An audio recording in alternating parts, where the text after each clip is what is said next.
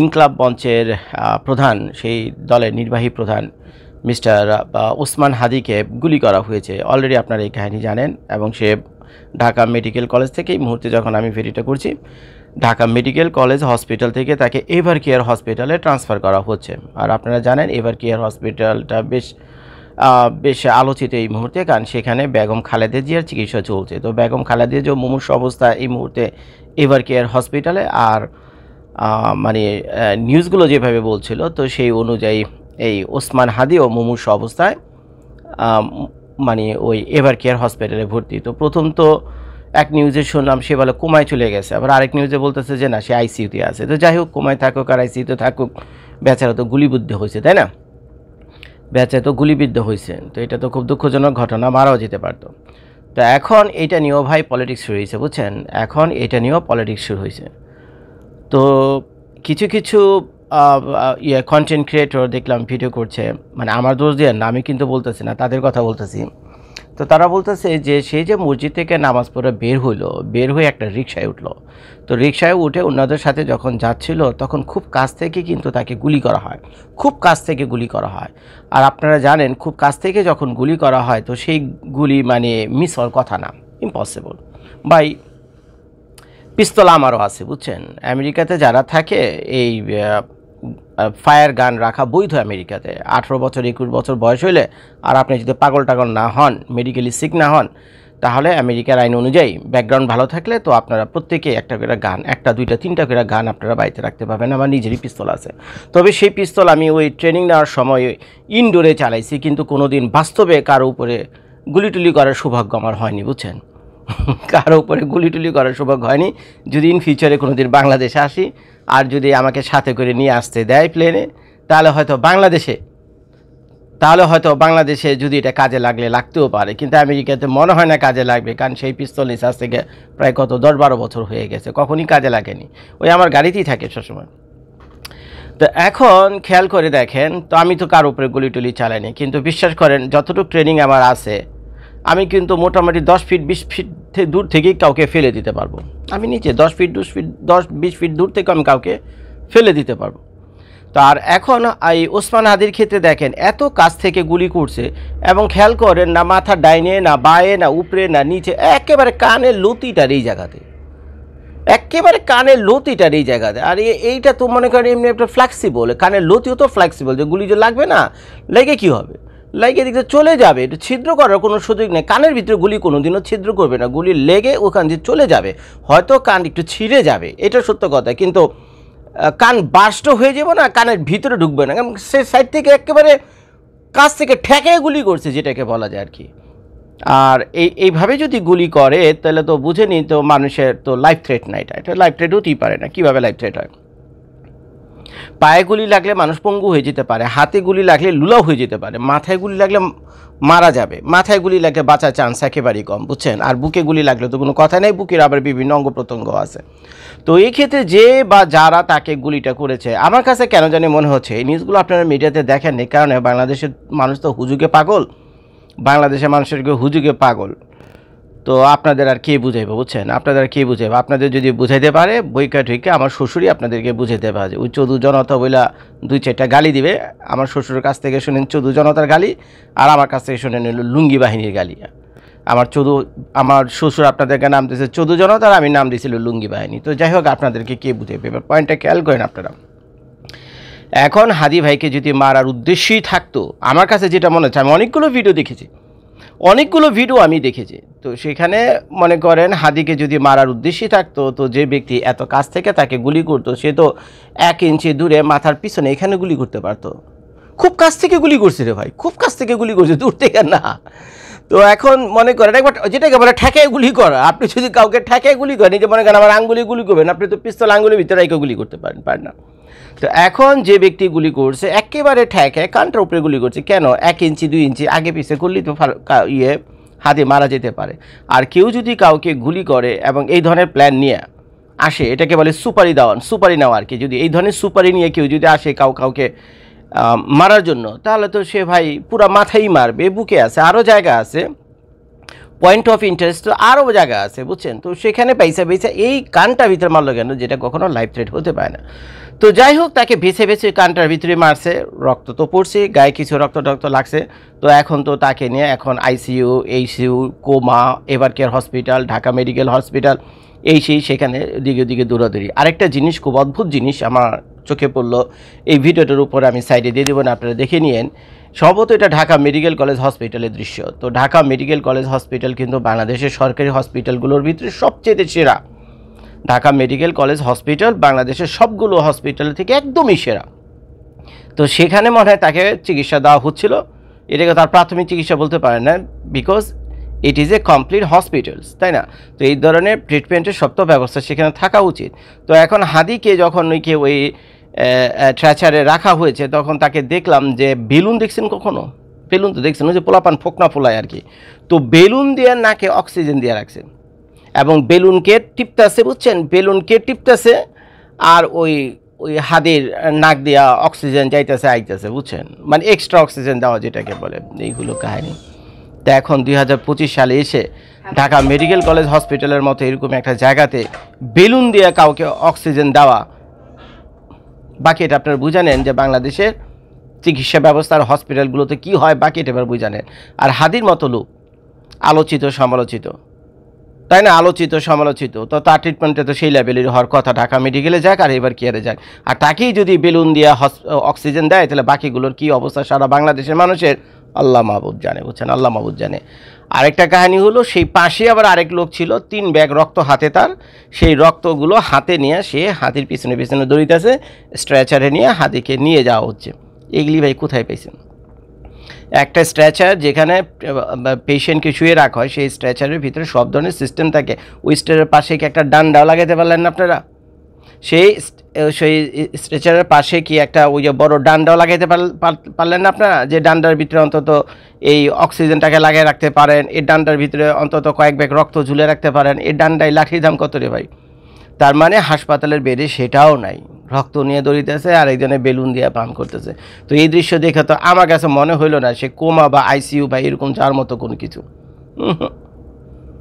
আর কানে গুলি লাগলে কিভাবে বুঝান আমারে, কোমা বা আইসিইউতে কেমনে যায়? তো যাই হোক, এটাই করা হচ্ছে। তো এখন আমার কাছে কেন জানি মনে হচ্ছে বাংলাদেশের নির্বাচন যেহেতু আর মাত্র 90 দিন পরেই, আপনারা জানেন যে ফেব্রুয়ারি মাসে 12 বা 14 তারিখে। তা এখন খেয়াল করে দেখেন, এই যে এনসিপি যে দলটা আছে, আপনারা তো জানেন এনসিপি দলটা থেকে বাচ্চা ফুটে অনেকগুলো ছোট ছোট দল বেরিয়েছে। এনসিপি দলটা বাচ্চা দিয়ে, মানে এনসিপি দল বাচ্চা দেয়নি, ওই জুলাই আন্দোলন বাচ্চা দিয়ে অনেকগুলো ছোট ছোট বাচ্চা আবার বানাইছে। তো ওই ছোট ছোট বাচ্চাগুলোর ভিতরে একটা হলো এনসিপি আর একটা হলো ইনকিলাব মঞ্চ। আর ইনকিলাব মঞ্চের প্রধানই হলেন এই আমাদের ওসমান হাদি ভাইয়া। তো এখন খেয়াল করেন, তাহলে ঘুরে ঘুরে তারা সবাই কি এই জুলাই মঞ্চ, জুলাই যোদ্ধা যেটাকে আরেক ভাষায় আপনারা বলেন। তো এখন এই জুলাই যোদ্ধাদের প্রতি বাংলাদেশের মানুষের একটা সিম্প্যাথি আনার জন্য তো এক ধরনের ট্র্যাজেডি করা, যে কোনো ধরনের ট্র্যাজেডি করা, এটা তো ভাই নতুন কোনো মানে সিস্টেম না, বুঝছেন? নতুন কোনো খেল না, এগুলো আমরা জানি। আমরা ভাই হিন্দি মুভি দেখি, আমরা বাংলাদেশের মুভিও দেখি, বুঝছেন? আমরা হিন্দি মুভিও দেখি, বাংলাদেশের মুভিও দেখি। তো এইসব কাহিনী যে বহুত পুরনো কাহিনী, যে নির্বাচনে জয় লাভ পাওয়ার জন্য যে বাপকে পর্যন্ত গুলি করে, তারপরে বাপ অসুস্থ হয়ে হাসপাতালে আইসিইউতে চলে যায়, হসপিটালে দেয় কয়েক লাখ কয়েক কোটি টাকা। হিন্দি ছবি যেগুলো মারাত্মকভাবে দেখে ভাই, দেখেন আপনারা, কয়েক কোটি টাকা দিয়ে দেয় হসপিটালে, যে তুমি খালি কিচ্ছু না, তুমি খালি আমার বাবাকে বলবো আমার বাবা আইসিইউতে আছে, কোমাতে আছে, তার মানে নির্বাচনে অংশগ্রহণ সম্ভব না। তো এখন বাবাকে ওইভাবে পয়সা করে দেওয়া, হসপিটাল বুক, থানা পুলিশ কিছু পয়সা করে দিছে, তোমরা এইভাবে রিপোর্ট লাগবা। ওই আসামিরা ধরপাকড় করতে করতে তো লাগবে ভাই আরও 90 দিন, আসামি ধরপাকড় করতেও তার 90 দিন লাগে। তো এই ফাঁকে এখন প্রশ্ন হলো, আমার বাবা তো মানে সংসদ নির্বাচনে দাঁড়াইছে, ভবিষ্যতের প্রধানমন্ত্রী, বাবার সংসদ নির্বাচনে দাঁড়াইবো ভবিষ্যতের প্রধানমন্ত্রী, এখন বাবা তো কোমায় চলে গেছে, কারা মারছে? শত্রু বাহিনীর মারছে। এখন এই কথা যদি আপনি চারদিকে প্রচার করেন ভাই, যে কোনো মানুষ, আর বাংলাদেশের মানুষ তো এমনি বোকাশোকা, তারপরে যদি আবার এই ধরনের একটা কাহিনী ঘটায় দেয় আর যাই করে, বাংলাদেশের মানুষ তো কানতে শেষ। আরে হাদি জানি কত বড় একটা অলিয়াওয়ালা লেভেলের লোক ছিল।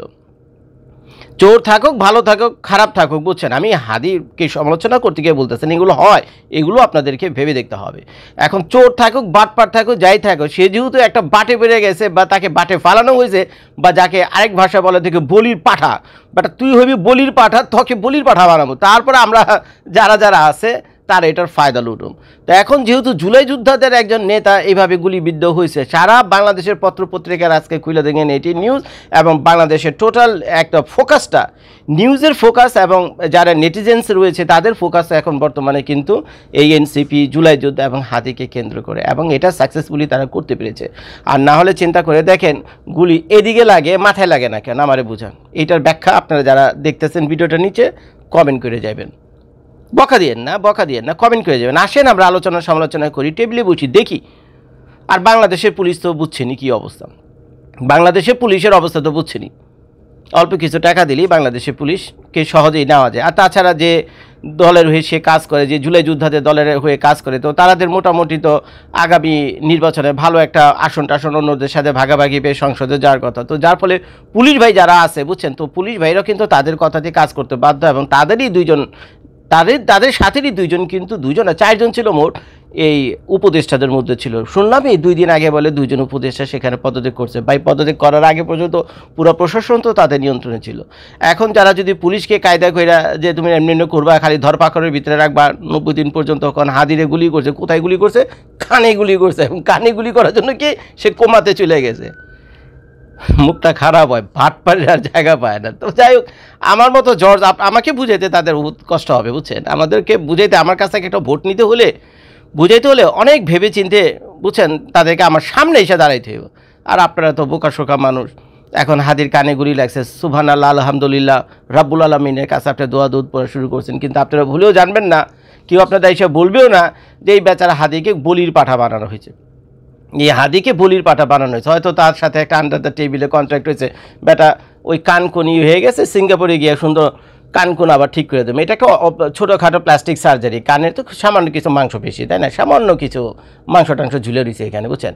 সিঙ্গাপুরে, থাইল্যান্ডে বা বাংলাদেশ, ইন্ডিয়া তো পাশে দেশে, এগুলি ট্রিটমেন্ট হলো কিন্তু নর্মাল ট্রিটমেন্ট, বুঝছেন। প্লাস্টিক সার্জারি করে সুন্দর এটাকে ঠিক করে নিবা, ভবিষ্যতে কী হলো, তার সংসদে যাওয়াটা পাকাপোক্ত হয়ে গেল। শুধু সংসদে যাওয়াটাই পাকাপোক্ত না, সাথে একটা মন্ত্রিত্ব পদও পেয়ে যাব, এবং সেটা প্রায় 5 বছরের জন্য ভ্যালিড হবে। তো সামান্য একটা প্লাস্টিক সার্জারি বা কানে একটা গুলি, এইটার বিনিময়ে যদি তারা যদি 5 বছরের জন্য সংসদে যায় বা 5 বছরের জন্য মন্ত্রী হয়, এবং যে শত শত হাজার হাজার কোটি টাকা ইনকাম করবে, তার জন্য তো ভাই এটা এই স্যাক্রিফাইস তো কিছুই না। আরে ভাই, আমাকে যদি এই সুযোগ দিতেন, আমাকে যদি আপনারা কেউ কন জজ ভাই আপনারা মন্ত্রী বানাবো, আপনি সংসদ সদস্যের মন্ত্রী বানাবেন, কিন্তু ভাই বিশ্বাস করেন ভাই, আপনার একটা পাও আমারে দিয়ে দেন, না এক পাও না, হাত, এই হাত মুঝে দিয়ে দো ঠাকুর, এই হাত মুঝে দিয়ে দো ঠাকুর। তো এখন তো হাদির কাছে এই হাত মুঝে দিয়ে দো ঠাকুর বলে নেই, বলছে এই কান মুঝে দিয়ে দো ঠাকুর, বুঝছেন। তো যাই হোক, আমার কাছে যদি একটা হাতও চেত না যে হাত মুঝে দিয়ে দো, আমাকে যদি বুঝাইতো যে আপনি সংসদে, পার্লামেন্টে যাইবেন, 5 বছরে মোটামুটি 5,000 কোটি টাকা আপনার জন্য কনফার্ম, বিশ্বাস করেন ভাই, আমি 1 সেকেন্ডও ভাবতাম না। তবে ভাবার আগে আমার বউকে একটা ফোন করতাম যে বউ এই গায়ে, আমার মনে হয় আমার বউ রাজি হয়ে যেত, বলতো আমি এই 5,000 কোটি টাকা কত বছরে কানো, একটা হাত যাবে কত, লুলা হয়ে যাবে তো, নাকি ল্যাংড়া হয়ে যাবে, কিছু একটা হইবা, ঠিক আছে, অসুবিধা নাই, নকলি পা বানানি মনে, নকলি হাত টাত বানানি মনে, পয়সা দিলে সবই পাওয়া যায়, কিন্তু এই 5,000 কোটির চান্স গেলে আর পাওয়া যাবে না।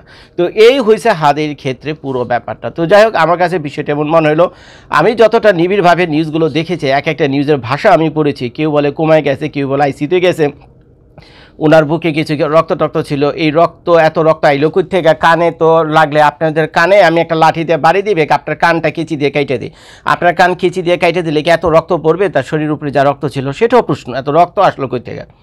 তো এখন যদি এগুলো জুলাই মুক্তিযোদ্ধাদের একটা মেটিকুলাস ডিজাইন হয়ে থাকে, তা আমি তো বলবো সেটা জাতির সাথে একটা বিরাট বড় প্রতারণা, বুঝছেন। আমাদের মতো বোকাশোকা নিরীহ, আসলে আমরা বোকাশোকা না, আমরা হলো নিরীহ, সহজ সরল, এবং সহজে আমরা বিশ্বাস করি, এবং কারো কষ্ট বা দুঃখ দেখলে আমাদের বুকও কেটে ওঠে। এটা বাংলাদেশের মানুষের সহজাত প্রবৃত্তি, এটা আমাদের নেচার ভাই, এইভাবেই আমরা জন্ম নিয়েছি। আমি নিজেও এখনও আমি বাংলা ছবি যখন দেখি না, বাংলা ছবি যখন কষ্টের দুঃখের কাহিনী হয় বইবে কান্দি বাংলা ছবির দুঃখে কষ্টের কাহিনী দেখলেন বসে বসে কানতে কানতে চোখ হয়ে যায়। তার মানে আমাদের মনটা, বুকটা কত নরম, চিন্তা করেছে। আমার বিশ্বাস আপনারা অনেকেই এটা করেন। তো এখন অনেকে আমাদেরকে বোকা শোকা বলে, অনেকে আমাদেরকে হয়তো লুঙ্গি বাহিনী বলবে, অনেকে আমাদের হয়তো চদু জনতা বলবে, যেই বলুক না কেন ভাই, কিন্তু সব বাস্তব সত্য কথা হলো আমরা অত্যন্ত সহজ সরল মানুষ, কোনো ঝুট ঝাল ভেজালে আমরা নাই।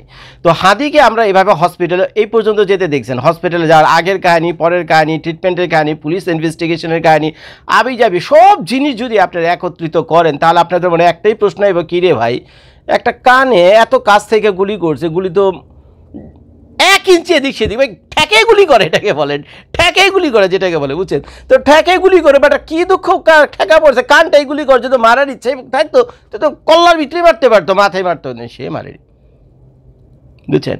তো যাই হোক, এখন যদি এগুলো প্রতারণার উদ্দেশ্যে করা হয়ে থাকে, ভোট রাজনীতির জন্য করা হয়ে থাকে, আর আমাদেরকে বোকার গাধা বানানোর জন্য যদি এগুলো করা হয়ে থাকে, তা আমি তো বলবো ডক্টর মোহাম্মদ ইউনূস সাহেবের কাছে আমি অনুরোধ করব, তো এই ধরনের ডার্টি পলিটিক্সে যারা করে, বুঝছেন, তাদেরকে ঠেকাতে হবে, তাদেরকে থামাতে হবে।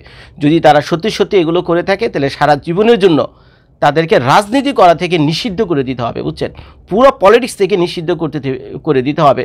কারণ এইভাবে ধোঁকা, এইভাবে প্রতারণা, আমরা যারা সংসদে আমরা ভোট দিয়ে যাদেরকে সংসদে পাঠাবো, আমরা চাই তারা সৎ এবং ন্যাক হোক, তারা সৎ এবং নেকি বান্দা হোক, মানুষের দুঃখ কষ্ট বুঝুক, দেশের ভালো মন্দের জন্য কাজ করুক। এটা কোনো প্রফিটেবল জায়গা না।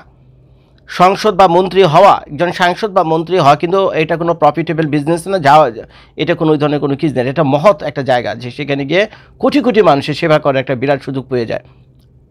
কিন্তু সেটাকে আমরা বানাইছি একটা ব্যবসার জায়গা। তো ভাই, আগে যা হয়েছে ভালো কথা, কিন্তু আমরা চাই না পরবর্তীতে এই যে বাংলাদেশে ফেব্রুয়ারি মাসে নির্বাচন আছে, কোনো এই ধরনের ডার্টি পলিটিশিয়ান, বুঝছেন, এই ধরনের ডার্টি পলিটিক্স করে মানুষের সাথে ধোঁকা দিয়ে, বুঝছেন, তো তারা সংসদে যাক। তারা যদি এইভাবে ধোঁকা দিয়ে সংসদে যায়, বুঝতে তো পারছেন এইসব ধোঁকাবাজদের কাছ থেকে আপনি পরবর্তীতে কি আশা করবেন? শেখ হাসিনা লুটপাট করছে, কিন্তু তারপরে কিছু দিয়ে গেছে, এটা আপনার বিবেকের প্রশ্ন করেন, কি দিয়ে গেছে। আর আগামীতে যারা আসবে যে অবস্থা আমি ভাই দেখতেছি, আর হাদির ঘটনা যদি সত্যি সত্যি আমার কথার সাথে মিলে যায়, 2 দিন আর আগের পরে আর প্রমাণ হয়, এখন 3 মাস আগে হোক আর 6 মাস পরে হোক, যদি প্রমাণ হয়, তাহলে বুঝবেন যে এরা যে পরিমাণ দেশটাকে খাবে, আগে শেখ হাসিনা খাইলেও তো কিছু দিয়া খাইছে, কিন্তু এরা খাইলে কিন্তু দিয়া খাইব না, ভিক্ষার থাল নিয়ে আপনার রাস্তায় বসবেন, প্রস্তুত হন, বুঝছেন? ভিডিওটা দেখার জন্য সবাইকে ধন্যবাদ। আসসালামু আলাইকুম।